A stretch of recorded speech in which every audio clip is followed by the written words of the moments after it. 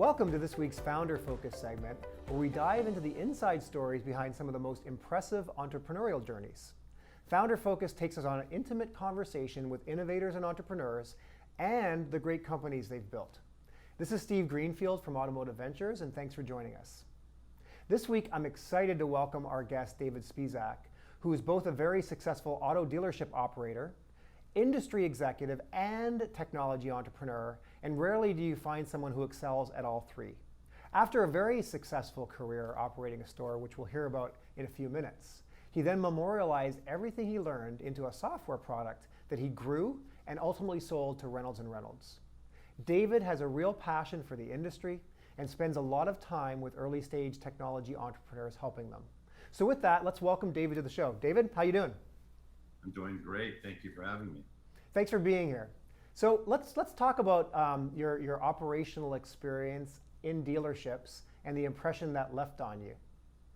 Well, obviously, or maybe not obviously to people that don't know me, when it comes to where I ended up in terms of technology, creating technology and solutions, that really was the origination point. So back then, you really had the DMS to lean on. And that's about it, maybe a CRM. And so I was in a dealership and I was an operator of a Mercedes-Benz Volvo dealership in San Jose, California, part of Silicon Valley. And we were year in, year out, somewhere between $1.2 million and $1.4 million in net profit a year. I was absolutely convinced, Steve, that this store should be making a lot more than that. Back then, we relied on Excel spreadsheets. And I literally created well over 100 different Excel reports and analytics. And while that may seem crazy, and it probably is to a certain degree to some people, it was one of the really important things that contributed to two important outcomes. Number one, the transformation of our dealership from making an average over a 5-year period of time of about $1.3 million per year in net profit. But it transformed us to a dealership who was the most profitable in the history of the United States for retail automotive at $24 million. So we went about this journey. We started leveraging data in a different way, creating our own analytics to provide our guys critical business insights. And then I give all the credit to the management team. They took it from there. They executed on that technology and on that information. And we went from $1.3 million to 3.2 to 5.6, 8.1, 12.8, 16.7, and finally 24 million. And Steve, at the end of every year, and a lot of stores might say, hey, we nearly doubled our net profit. We're good. I would ask my management team, is there more? And each and every time they said, yes, there's more. And we would put down the goals and they would go after it. The second reason why that was important, the second outcome, is it led to reverse risk. Yeah, it makes a lot of sense. So let's dig into your entrepreneurial journey a little bit. So you went from operator to deciding that, hey, you learned a lot about sort of taking these processes and instituting them into a piece of software. But there's debate in the industry around whether entrepreneurs are born or over time they're made. I mean, what's your philosophy on just entrepreneurship in general? And do you think that there was a moment in your life where the spark hit and you're like, I'm an entrepreneur? I've been an entrepreneur most of my life, and the way I think I would answer that question, Steve, is I believe it's a hybrid, and I really believe that oftentimes we're at our best when we can be a bit of a hybrid, right? So what do I mean by that? Well, what I mean is I believe that you either have this innate desire to go put yourself at risk day in and day out, right? That you have this belief that you can create something out of thin air. You either have that or you don't. And you could call it confidence, belief, faith, whatever it might be. But I believe those attributes are somewhat in our DNA, right? In terms of our great entrepreneurs created, born, or made, I think that the entrepreneur is born in people with that DNA. Creating a great entrepreneur, you got to go to work and you got to go to school. And I don't necessarily mean college, necessarily. I believe in it. And I got 2 young kids back here, and trust me, my wife, there's no option. They're going to college. But what I'm saying is you need to go to school every single day. because the competition is fierce. So you right now, I understand, have about 5 startups that you've either started yourself or you're working with. I know you get a chance to talk to a lot of entrepreneurs every week. So given that less than 1% of those entrepreneurs out there in the wild are going to make it, within 30 minutes of having a conversation with an entrepreneur, what traits, what attributes, how would you de-risk someone to make sure that they have a far greater, or identify an entrepreneur that has a far greater chance of making it than 1%? Well, there's certainly some really, really critical things that I've learned along the way, Steve. And I think that, at the end of the day, you got to start by having a great product. Without question, your product needs to stand on its own in the marketplace. You've got to have a great product. To be a great product, you need to solve a significant challenge. Oftentimes people create great solutions, great technology, but they forget that part about, does it solve a massive problem? The bigger the problem you solve, the bigger the check at the end of the exit, if you're able to get it from point A to point B. You could answer those first two and still stumble along the way and never get from point A to point B for a lot of reasons. So number one is product. Number two, it's an absolute must that is mated with an absolutely tremendous bulletproof leadership team. So when you go out to venture capitalists and you pitch VCs, they're betting. They have to love the product. They have to believe in the product, but they are betting on the team. If they see a great product, they don't believe the team is top notch and has the ability to get them from point A to point B. They know those statistics, Steve. So if they don't believe that, they're not going to put their money in there. If they see both a great team and a great product, they'll put their money in there. But once you raise the capital, you're going to get a check from somebody, right? So if you get a check from somebody who knows nothing about auto, who brings nothing to the table, it's great to have that money. Trust me, and sometimes it's absolutely necessary, and I respect that. It's so much better when you can get that investment from somebody who can bring something else to the table, whether it's a network that they can bring to the table. Maybe it's expertise. Maybe they themselves have experience with the technology that you're trying to create for the industry, or maybe they have industry expertise. Maybe they have networks with the OEMs. It could be a number of things, but that's really important. Great product, great leadership team. Make sure that your board or your investors you want the fewest number of people on that cap table, right? You don't want, if somebody's looking to consider investing in you later or to acquire you and they see 35 people on your cap table, well, that's a little pushback there. Versus if you have 3 or 4 or 5, that's a big difference. And then last but not least, you have to hold yourself accountable every day to perform. You gotta understand how to create meaningful numbers and then how to crush those numbers. And if I could say a 1A, you've got to hit those numbers consistently, quarter after quarter after quarter after quarter. And what happens as a result of those things, Steve, is people knock on your door. They call you up. You don't call them up. They call you up. They find you because you become notorious for all the right reasons. Great product, great team, great runway, and these guys flat know how to hit their numbers. It makes perfect sense. Good. That was great. So if you watch the news cycle, it seems that people love to romanticize the entrepreneurial journey, hold up these sort of like entrepreneurs as either idols, superheroes, rock stars, et cetera. But you read books then about people's bios, and it's not exactly an easy path sometimes, and it can be lonely. So I guess a 2-part question for you, right? So as you reflect back, what was the hardest decision you had to make as an entrepreneur? And then the flip side of it, what was the greatest highlight? As you look back, what are you proudest of? What was your happiest moment? Those are great questions.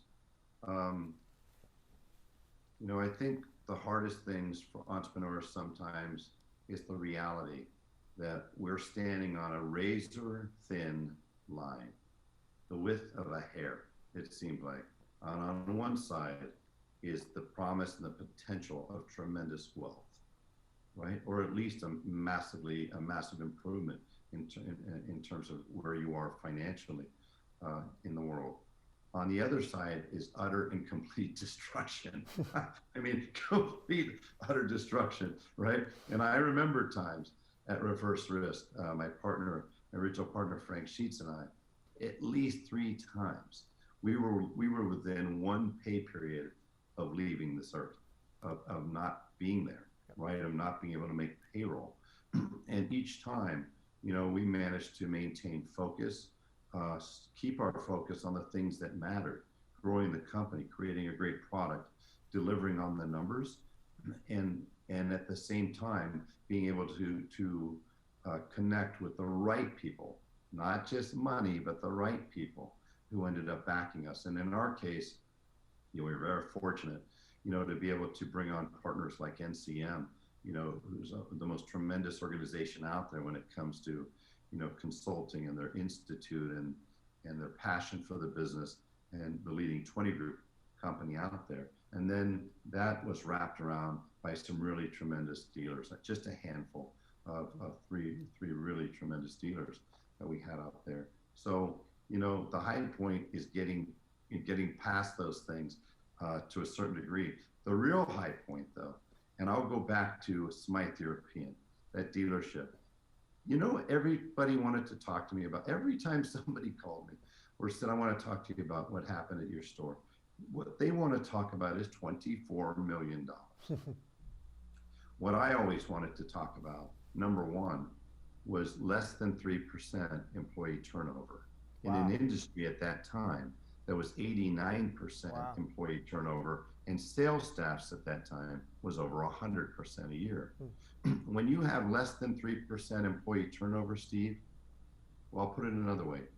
You can't get to where you need to go, where you want to go, without having great people, great work culture, and if your people can't deliver, if they don't feel like they have the ability, it's not fast, simple, and easy, appealing for them to make money for you.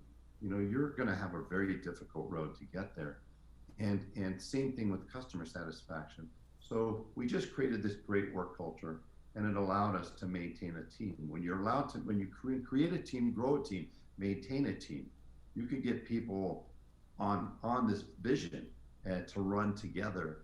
And man, that makes all the difference in the world. That's awesome. That's awesome. It makes total sense. So I got to imagine, starting from something from scratch, it's really, really painful to ultimately sell that off to someone else who owns it. In your case, you had that opportunity. I'm assuming that it was really a hard decision, but how did you decide it was the right moment to sell, and how did that play out? First of all, as you can imagine, that's an emotional decision of the highest order. This is like building the house and selling the house. Selling a house that you built yourself, that your children grew up in. Right. That's what it feels like. So how did we decide? Well, we felt like we either needed to go out and do a big round of funding, because that's when you're essentially a mid-stage company and you're in growth mode. So now we had to go out and say, okay, do we want to go out and raise a significant amount of capital so that we could accelerate our growth and continue to dominate in the industry? Or do we want to consider acquisition? So, we had to weigh the risk of these other folks coming into town, what it would take to grow, how much capital we'd have to raise, what does that entail? And or do we go out and find a partner out there, to do an acquisition with, that we feel would be a great fit for us? And so that's what we did. That's great. Great story. So, as you reflect back now, any regrets at all? We always think that we could do things better, sure. Faster, more effectively, more efficiently. We could add this, we could add this. And here's another really important discipline for anybody out there who's watching this, who wants to start a company or has already started a company. There's a term called feature creep in software development, right? And you need to avoid it like the plague. You need to exercise discipline. Most everybody's heard the term MVP, minimum viable product. What does that mean for somebody who hasn't heard that term? It means that when you first design the concept of the product, you come up with a scope of work, and that scope is based on a minimum viable product. What does that mean, David? It means it's the minimum that you could do in the product to get it out there in the marketplace in a meaningful way to achieve your objectives in terms of getting into the marketplace successfully. If the minimum viable product isn't good enough, then you really need to go all the way back and do a reset and say, okay, what should the MVP be? And at the end of that discussion, lock it down. You're going to have some regrets from time to time. I should have. But you learn, to kind of let those go. And so if you were to ask me, do I have at the end of the day any significant regrets when it comes to my journey or any of my journeys as an entrepreneur? Because I've started and sold 2 companies, and I've got another one that's got a deal in the works now we're looking at, and then I've got 4 more that are in development. And in each one of those, you just learn to kind of separate yourself from that a little bit. So what are you doing with your spare time now, if you've got any? I'm being an entrepreneur, Steve. So we have a boutique consulting firm called Disruptive Growth Solutions. We work with both dealers and vendors alike. Why? Well, I spend about 200 days a year pre-COVID on the road because I want to be in dealerships physically, boots on the ground. I don't ever want to be that guy who said, hey, let me tell you what we did in 2005. Somebody would punch me in the neck. You can't even say these days, let me tell you what we did last October. They'd punch you in the neck. Yeah. It's not last October anymore, right? So I want to remain relevant. And I really want to understand what are the pain points. And one of the big pain points out there, Steve, is while there's great technology out there, there's not great utilization. And if you don't have great utilization, you don't have great ROI. And frankly, if you don't have the right technology stack in your store. So we work with dealers and vendors to bring them together. We want vendors to better understand how to deliver a great product, great training, great implementation, great follow-up to create great utilization so they can deliver on the promise to their clients. And that's what they all want to do. We work with about 10 different technology solution providers, leading providers of solutions out there in the marketplace today. And we work with them on everything from product evolution to reducing client churn, to delivering a great client experience with their dealer clients, to strategic, to sales, to how do I acquire not just customers, but the right customers. And that's one of the last things I'll leave for your entrepreneurs. Oftentimes when you want to get out in the market, you want to sign up customers. My response is, don't do that. Sign up the right customers. Right. The right customers are the ones that are going to have a high level of engagement from the top down. So you want to deal with people that are great partners on that side as well, right? Number 2, it's really important, if at all possible, get folks that are in 20 groups, that are the executive committee members of 20 groups. They're on dealer councils, or on marketing councils, they're on their tier 2 regional council. So if you could get them as a client and you could deliver on the promise, they'll take you on a ride and you will love where that ride ends up, whether you sell the company or not. Great advice, great advice. Okay, so since you're in the automotive space, I don't know how you're going to answer this, but 2-part question. So which car have you owned that's your biggest regret that you sold? And then if you could own any car now, without limit, any car, what would that be? So the first one is an easy one for me, and I don't know if I could move this enough. If you could see in the back corner there, my 6-year-old built me a Ford Mustang, which he's one dead sharp kids. I got some really great kids. Luckily, they got their mama's brain. I owned a 1965 Mustang, matching numbers. It had 43,000 original miles. It had the original plaid, cover in the back, entire cover. It had the original battery. The engine, it was flawless. It had factory air conditioning on a convertible, right? It had a pony interior. And I had that car for 2 years. And I would take it out maybe 200 miles a year, maybe, right? And it was just sitting in my garage and paying insurance on it. And I'm a fairly pragmatic person. And after 2 years, I'm like, this thing's just taking space. I sold that car. Bad move, Steve. Not finding that car again. So that is one that got away that I really wish that I would have kept that car. Yikes. And as far as anything that's out there in the market right now,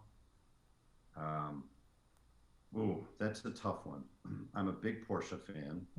I would have loved to have the Speedster when it came out, but as a car guy, hey, car people, men and women, are you up for paying over retail? Yeah, me neither. So I love cars, but again, discipline. I can't bring myself to pay sticker or much less over sticker, for a car. So that's a great one. There's some phenomenal pieces of machinery out there, like the LaFerrari, or Lamborghinis, the Bentley Bentayga. Bentayga is a, great vehicle. I'm not that guy. I'm just not. I love those guys. If you're a man or woman that can pull that off, I love those people, and I'll drive your car anytime. I'm not that person. If anything that's out in the market right now, man, I'd have to give that some serious thought, but I think it would probably be the Speedster. Well, David, it's been a real pleasure catching up today. Thanks for all your insights, and greatly appreciate you making time for us. Thank you. I appreciate it. Thank you for having me, Steve. Wish everybody all the best. Keep that discipline and keep going. Keep walking on that razor fine line. It's worth it. Great advice. So that's it for this week's Founder Focus, our dive into the inside stories behind some of the most impressive entrepreneurial journeys. Please feel free to contact me anytime, and I look forward to catching up with you to discuss the industry. Thanks for tuning in for this week's Founder Focus, and we'll see you next week.